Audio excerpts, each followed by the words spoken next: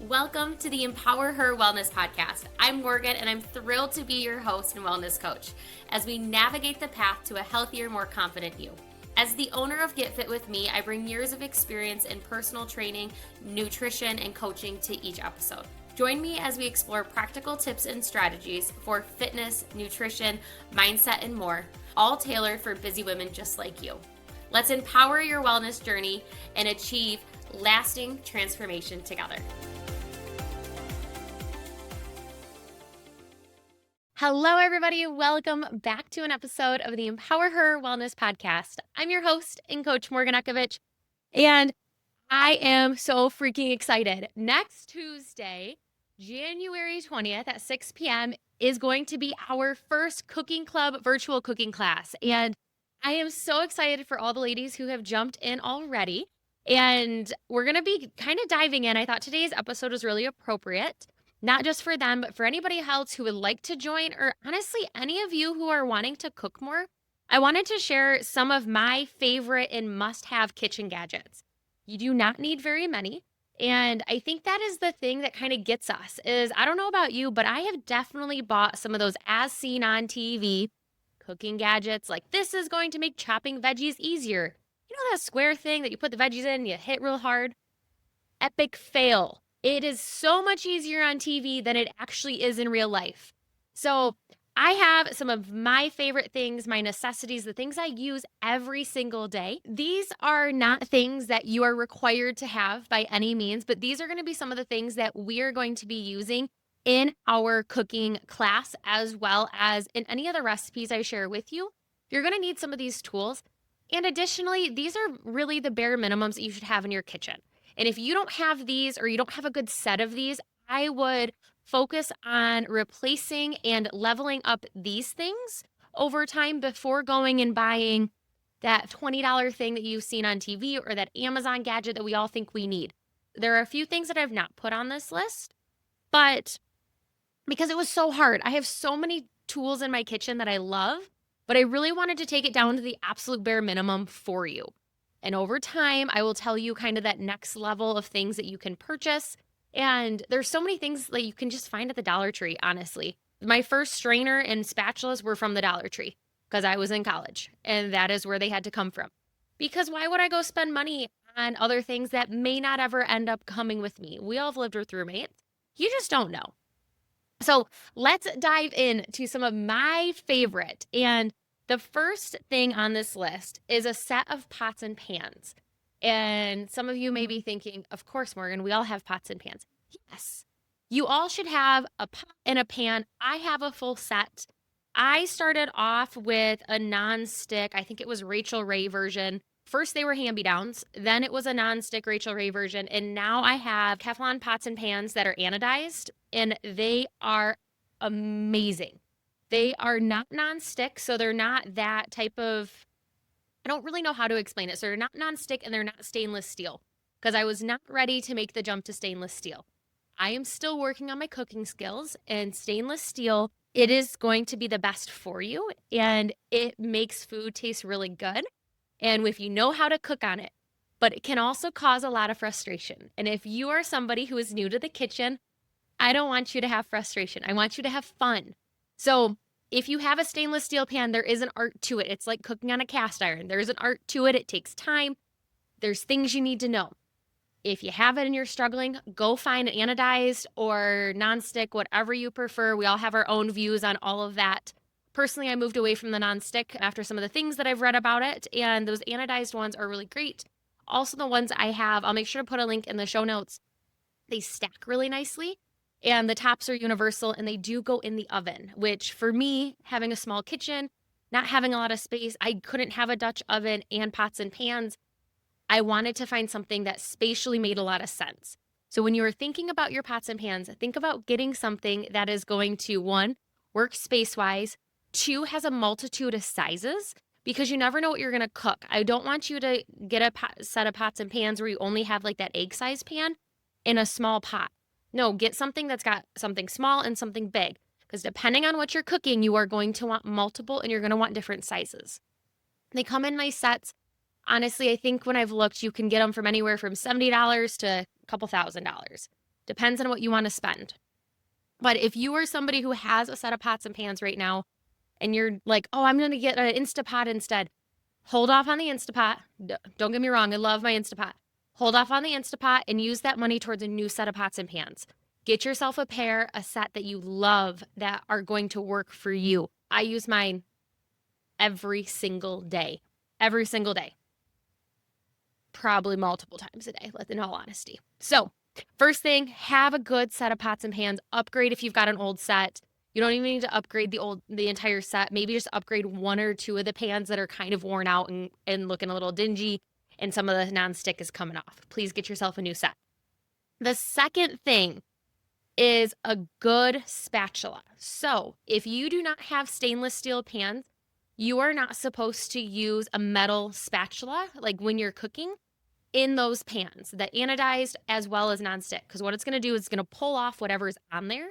So you want to make sure you've got a good rubber spatula. Years and years ago, Mike got me some Williams-Sonoma ones, and they are phenomenal. Yes, they're a little pricey. You can find ones that are not. Target, I'm sure, has a great knockoff brand. Target's got a lot of great kitchen stuff, in all honesty. So does Marshall's, TJ Maxx, things like that. But get yourself a good spatula that's thick. That's not that thin where, like, when you put the heat on it, that little plastic piece comes off. You know what I'm talking about. Those little black spatulas that you just have plastic coming off. You want something rubber that's thick, that can withstand heat, that is made for cooking on the stove. Game changer. I love the spatula. I have one of them. I wash it consistently throughout the day so that I can continue to use it for the next meal. Third thing, I always called it a cookie sheet. It is a cooking sheet, apparently. You want to make sure you have at least one of those in your kitchen. And I'm not saying you need multiple. Absolutely not. Typically, I only use one.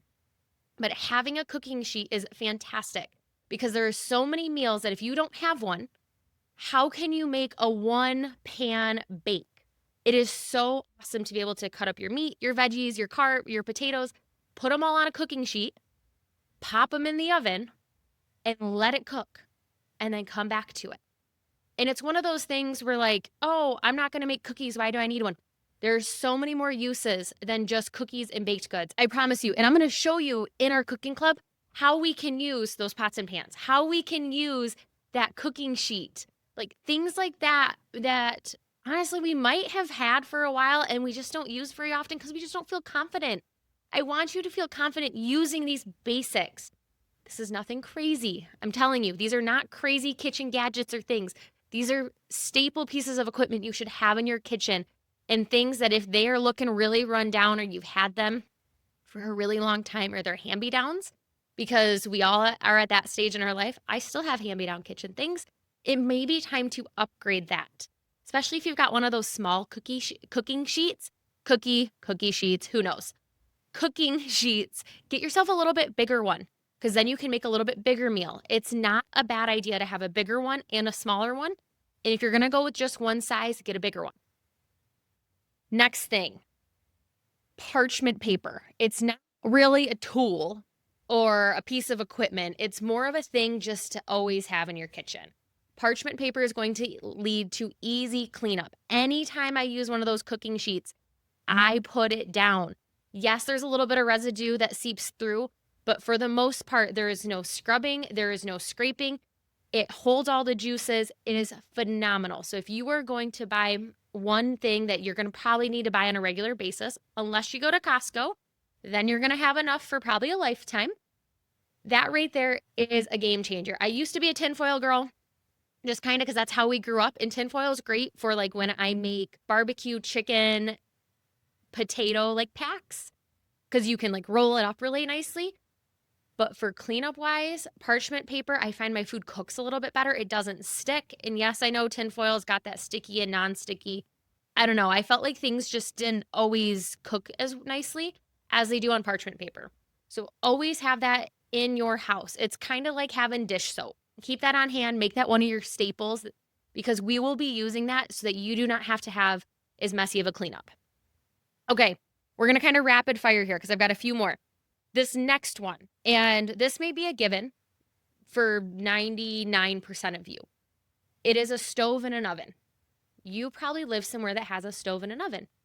But I have known a handful of people who camp, who also live in a very small studio apartment where all they have is a hot plate. And knowing that there are probably some of you who are fall into that camping, like when you're in a camper and like you got the stove in the oven, but maybe you don't want to use it or it doesn't work. And then you have that studio apartment, which all you have is that hot plate. I want you to know that if you do not have that stove or the oven, there's two other options that I highly recommend. And this is going to be your Instapot and your air fryer. I believe it is, oh, don't quote me on this. It's either Ninja or Instapot. They do a dual where it's an Instapot and an air fryer all in one. So you can get a combo like that. Those are phenomenal. If you are going to invest in a gadget, in a big kitchen appliance, that is where I would recommend spending your money. I do not have the dual. We bought an Instapot years ago. That was one of the first pieces of like kitchen, those bigger kitchen things Mike and I bought together. We bought the Instapot. We have the bigger size. It is wonderful. I learned how to make the best freaking rice in the world, which I'm going to be teaching you guys. Hard-boiled eggs. I do so many roasts, stews, everything in there. It is awesome. It also doubles as a crock pot, which is great. So I don't need to have a crock pot and an Instapot and an air fryer. I can use these things for multiple meals. So if you do not have a stove or an oven, an Instapot, and then your air fryer is going to be like your oven portion. We love our air fryer. We hosted for my dad and my sister for Christmas, and in the oven, I had the roast going, which that's needed to be the priority, was the roast in the oven. But then I needed to make Brussels sprouts, and we were going to make twice baked potatoes. So Brussels sprouts I could put in with the roast because it was the same temperature, but the twice baked potatoes needed a higher temperature. Therefore, we pulled out the air fryer. So there is a time and a place to have multiple of these tools in addition to your stove and your oven. But if you are starting out, do not worry about buying those unless you do not have a stove and an oven. Or if it doesn't work, that is the other time to go and get one of those.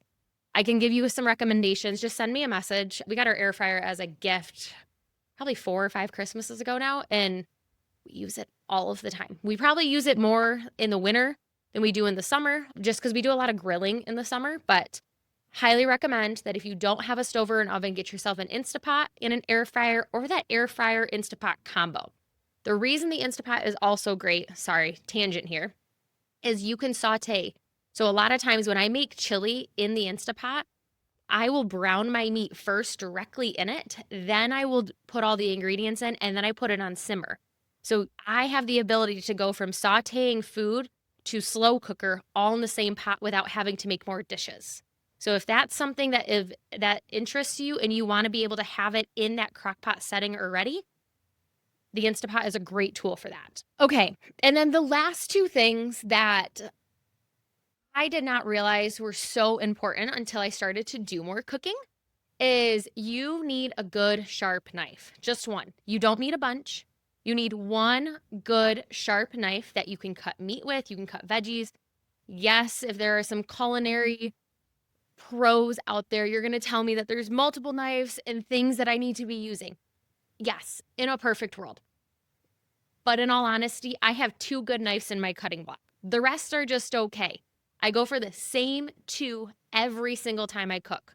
One's a Cutco knife and one is that bigger, thicker blade that I like to use for potatoes, for veggies, and things like that. The Cutco one is the one I use for meat, just because they're a little bit different serration as well as size, and one is sharper than the other.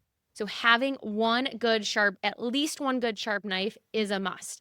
You can probably find some at thrift stores, honestly, and get them sharpened. I know the Okemos Farmers Market, there's a guy that goes there and you can take your knives and they can sharpen them for you. So if you are working with a dull knife, 1, it's more dangerous, and 2, it's going to be more challenging for you. So making sure you've got that sharp knife is really important. And then the final thing that you need, just because it's going to make your life a little bit easier, is a cutting board. Everybody's got their opinions on what type of cutting board you should be using. Personally, I've had plastic, I've had glass, I've had wood. I have a plastic one that we use when we grill just because it's easier to take the steaks out. It's easier to rinse off in between, things like that. Anything I am actually cutting, though, I do on a wood cutting board. We have either been gifted them, my dad has either made them, or I think I've bought one of them as well. I like it. Yes, it's a little bit more pain in the butt because wood is not as easy to clean after the fact, and you can't let it sit in water. You can't put it in the dishwasher. A little bit more work, but personally, that's what I like. That is my favorite. You do not have to have that. You can get plastic, you can get metal, you can get glass. That's the other one that's out there now. I don't care what type of cutting board, but make sure you have a cutting board that's a decent size, not this little one for like your fruit, like a decent size cutting board so that you can go from chopping your veggies, putting them aside to then chopping your meat, and you are able to not have to use a plate. I remember there was a point in college where we either didn't have a cutting board or it was dirty or there was something, and I was using my dinner plate to like cut off, and it's just such a pain because it doesn't lie flat.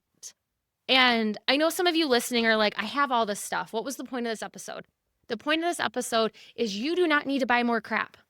If you have everything I just listed, the cooking class is going to be a breeze. You do not need to buy anything more. I'm going to teach you how to use some of those other gadgets like the air fryer and the Instapot.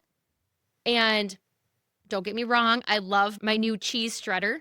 There are some other tools that I absolutely love, but they are not necessary. We can shift anything in our kitchen to like help strain our noodles, we can makeshift anything else. These are the staples you need to have in your kitchen. If you are somebody who's experienced or if you are somebody just starting out, make sure that you've got a set of all of these. And then if you already have a set, upgrade these to great quality before you go and buy other crazy kitchen gadgets. I've made the mistake. I've bought all sorts of crazy stuff. Do not waste your money. Make sure your staples are awesome, great quality, and are just something you love to work with. Like I love cooking. My new pots and pans, I love them. That spatula, my cutting board, my knife, things like that. They make me want to look forward to cooking rather than, I got to use this crappy equipment. No. If you're going to upgrade equipment, upgrade this list here before you go and grab something else. So, like I mentioned, we have the cooking club that we've got a few more spots left in it. So if you haven't jumped in yet, there is a link in the show notes. For $17 a month, you will get access to one virtual cooking class per month. The date and time will change from month to month to fit everybody's schedule.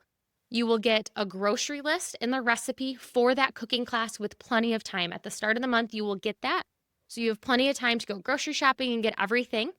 From there, you'll jump on Zoom and we'll do that virtual cooking class. It will be recorded, so if you can't make it, it will be streamed into our Facebook group, and then it will be posted in our YouTube playlist so that you can go back and watch it anytime.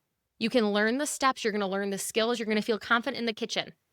In addition to that, we're going to have a group of ladies that we can connect and laugh and have so much fun with while we're cooking. You're going to get 3 to 5 additional recipes every single month for you to try it on your own, as well as tips and tricks for the meals in the recipes in that month. So for instance, if I'm showing you how to make rice, I'm going to show you some tips and tricks on how to make rice actually taste good, because it can be kind of hard, or how to make your potatoes actually crispy without having to deep fry them, things like that. So that is Morgan's Cooking Club. It's weird when I say Morgan's Cooking Club, but it's called Morgan's Cooking Club. There's a link in the show notes. I would love to see you in there. Like I said, we've got a few spots left, just $17 a month. And once you're in, you're in. So I hope to see you all. Go check your kitchen, see what you need to upgrade, see where you need to purchase something else, or maybe you're checking it all off as I got it all. I feel confident. And now we will just see you in class. So until next time, have a great rest of your day. Thank you for tuning in to the Empower Her Wellness podcast. I hope you found today's episode inspiring and packed with actionable tips. Remember, your journey to becoming the strongest, most confident version of yourself is just beginning. Be sure to subscribe so you never miss an episode and join our community of empowered women. Until next time, stay strong and stay confident.